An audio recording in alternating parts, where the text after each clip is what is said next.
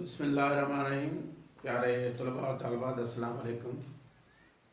सलीस उर्दू का एक और सबक, एक वसीयत की तामील लेके आपकी खिदमत में हाजिर हैं। एक वसीयत की तामील मिर्ज़ा फ़रहतुल्लाह बेग का लिखा हुआ एक खाका है। मिर्ज़ा फ़रहतुल्लाह बेग आला दर्जे के इंशा पर्दाज थे।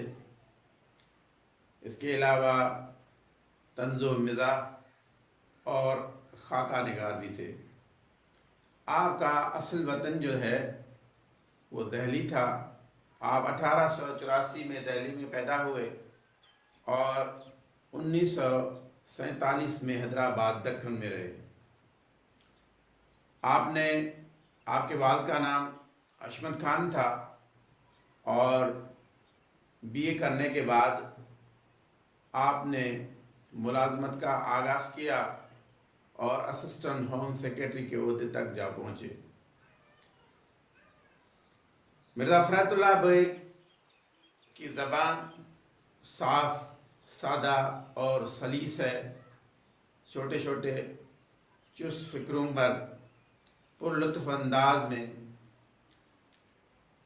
बयान करते हैं और मिज़ाह निगारी पेश करते हैं। फ़रहतुल्लाह बेग ऐसा इंशा पर्दाज है कि उसके अंदर मुबालगा आराई नहीं होती। जो भी चीज़ देखते हैं उसको सही अंदाज में पेश करते हैं। मिर्ज़ा फ़रहतुल्लाह बेग के जो कुछ किताबें मशहूर हैं उनमें दिल्ली का यादगार मुशायरा, डिप्टी नदीर अहमद की कहानी कुछ उनकी ज़बानी और एक वसीयत की तामील जो है काबिल ज़िक्र है। आप 1947 ईस्वी में हैदराबाद दक्कन में रहे क्योंकि आपका ज़्यादा ज़िंदगी का अरसा जो है हैदराबाद दक्कन में गुजरा। तो ये जो है कुछ मुसन्निफ़ के मुतल्लिक़ थोड़ी बहुत मालूमात थी। तो यहाँ एक वसीयत की तामील का मकसद ये है कि मरने वाले से जो वादा किया जाता है, ख़ास तौर पर मुर्दे से जो वादा किया जाता है उसको पूरा करना एक वसीयत की तामील है। तो यहाँ वसीयत की तामील जो सलीस उर्दू के अंदर सबक है उसमें मिर्ज़ा फ़रहतुल्लाह बेग ने मौलवी वहीदुद्दीन सलीम का एक खाका लिखा है। मौलवी वहीदुद्दीन सलीम असल में पानीपत के रहने वाले थे और हैदराबाद दक्कन में उस्मानिया यूनिवर्सिटी में उर्दू के प्रोफेसर थे और वहाँ उर्दू पढ़ाते थे। तो ये एक उनकी मुलाकात का एक सिनारियो है, एक मुलाकात किस तरह हुई और उसके बाद ये ताल्लुकात किस तरह बढ़े और उसके बाद वो फौत हो जाते हैं। तो इसको जो है मिर्ज़ा फ़रहतुल्लाह बेग ने जिस अंदाज में पेश किया है उनकी ज़बानी सुनिए। मिर्ज़ा फ़रहतुल्लाह बेग ने मौलवी वहीदुद्दीन सलीम को एक नगीने से तशबीह दी है कि जिस तरह एक नगीना जो कीमती पत्थर होता है अगर उसकी तराश खराश की जाती है तो उसके अंदर चमक बढ़ती है, रोशनी आ जाती है। इसी तरह वहीदुद्दीन सलीम जो है उस नगीने की मानंद है कि जब चमका अहले नज़र में शोहरत हुई तो उसकी मौत वाक़ई हो जाती है। उसको और एक बेहतरीन अंदाज में इस तरह पेश करते हैं कि आजकल का मरना भी अजीब मरना है। पहले जिंदगी को चिराग से तशबीह देते थे, बत्ती जलती, तेल खर्च होता, तेल ख़त्म होने के बाद चिराग झिलमिलाता, लौ बैठना शुरू होती और आखिर रफ्ता रफ्ता चिराग ठंडा हो जाता। अब चिराग की जगह जिंदगी को बिजली के लैंप से तशबीह दी गई है कि जिस तरह इधर बटन दबाया उधर घप अंधेरा छा जाता है। यानी पहले जिंदगी जो है नशेब व फराज से गुजरती थी। इंसान बूढ़ा हो जाता फिर भी इस चराग की तरह उसकी लो जाने आस्ता आस्ता वो जिंदगी उसकी तवील गुजरती। आजकल पता ही नहीं चलता कि जिंदगी किस तरह गुजर जाती है। तो एक तो उसने ये बताई है, उसको चराग से तशबीह दी है, और अपने जिंदगी का जो है वो एक वाकया बताते हैं कि मेरी मुलाकात जो है वो वहीदुद्दीन सलीम के साथ नहीं हुई थी। तो एक मरतबा मैं हैदराबाद दक्कन के अंदर रेलवे स्टेशन पर जब मौलवी अब्दुल हक के कहने पर मैं जा रहा था किसी कॉलेज के इजलास में, तो वहाँ जो है रेलवे स्टेशन औरंगाबाद की रेलवे स्टेशन पर मैं खड़ा था और वहाँ कुछ और दोस्त के साथ मैं गुफ्तगू में मऊ था।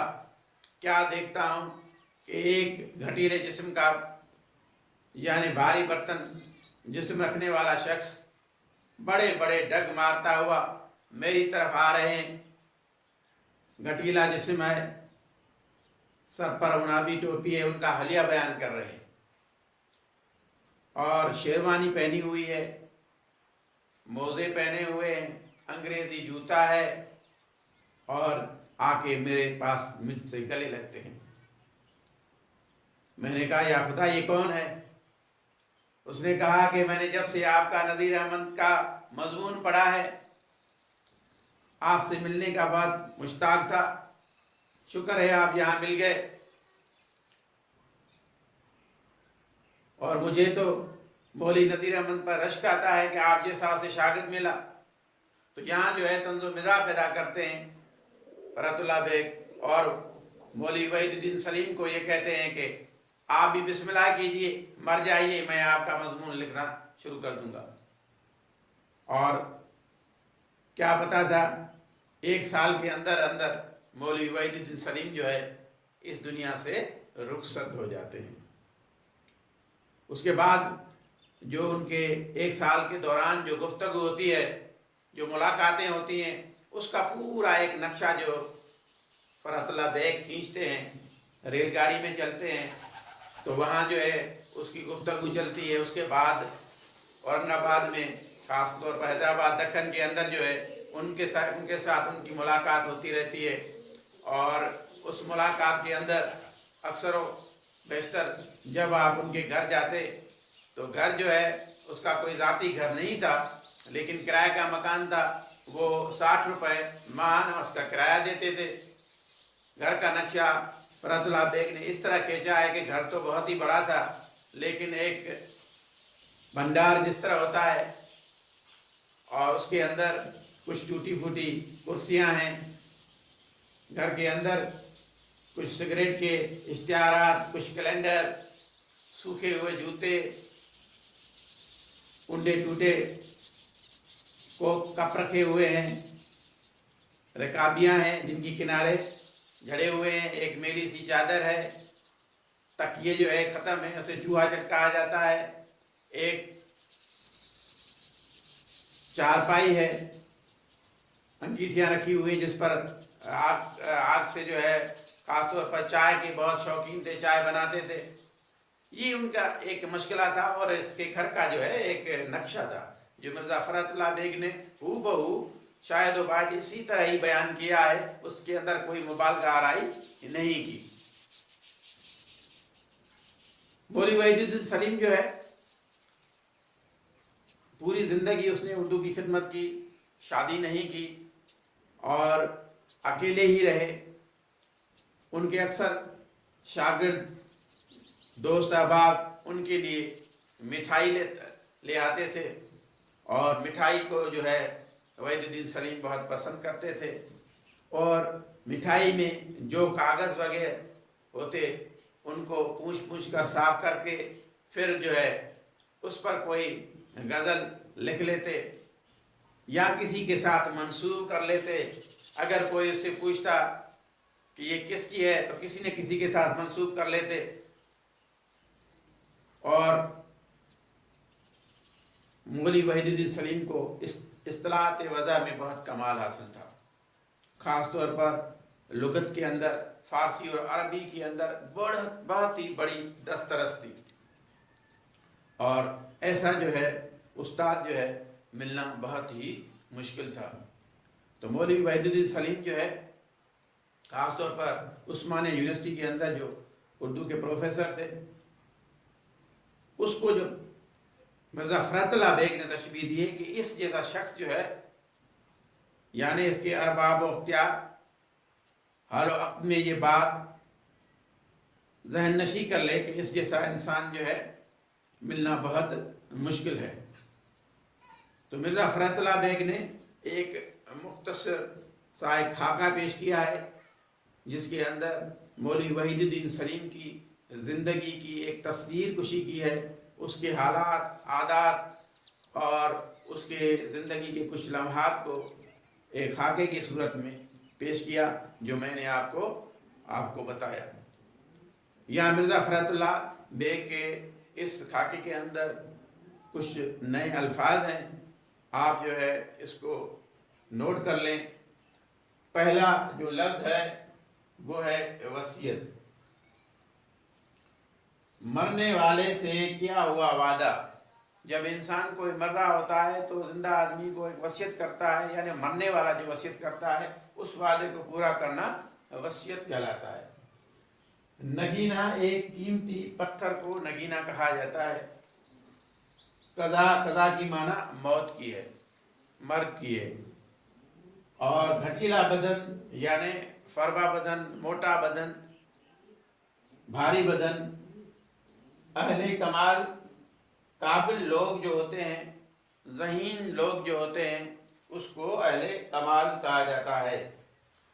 आशफता हाल यानी परेशान हाल, जो हमेशा परेशान हाल में रहते हैं उसको आशफता हाल कहा जाता है।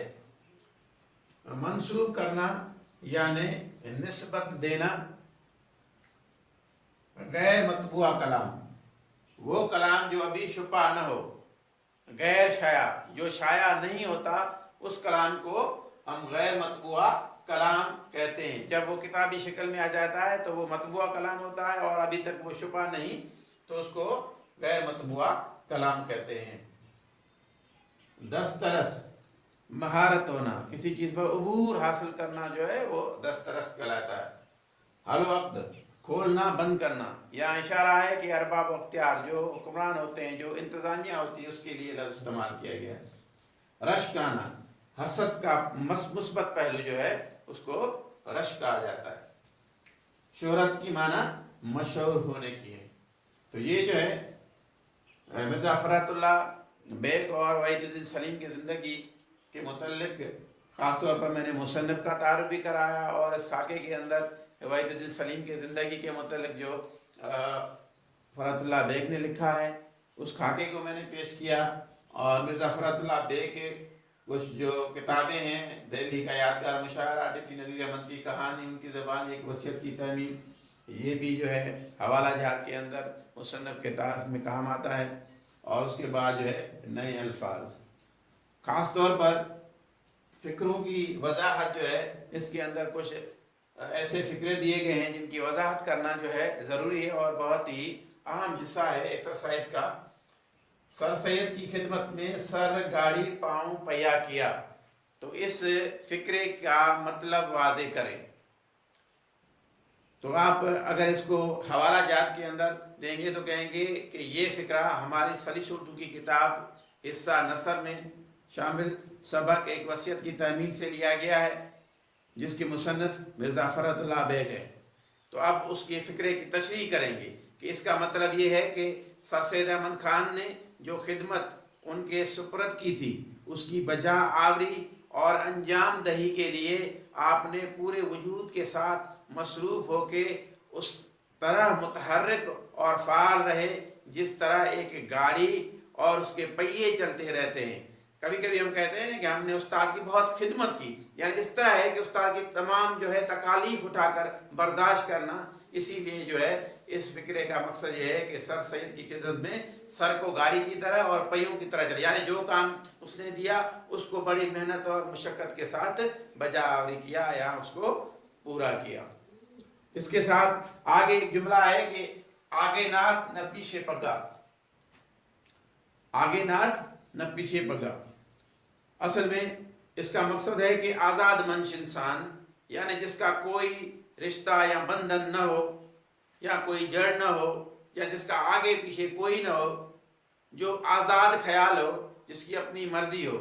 لیکن اگر اس جملے کو اشتقاقاً توڑیں گے تو آگے ناتھ، ناتھ جو ہوتی ہے کسی بیل کو، جانور کو آگے ناک میں پکڑنے کے لیے لگائی جاتی ہے، اور پیچھے پگا، پگا جو ہے ایک رسی ہوتی ہے جو سرکش گھوڑے کو باندھا جاتا ہے، جو آگے اور پیچھے بند ہو تو وہ قید ہو جاتا ہے، اس کو کوئی آزادی نہیں ہوتی۔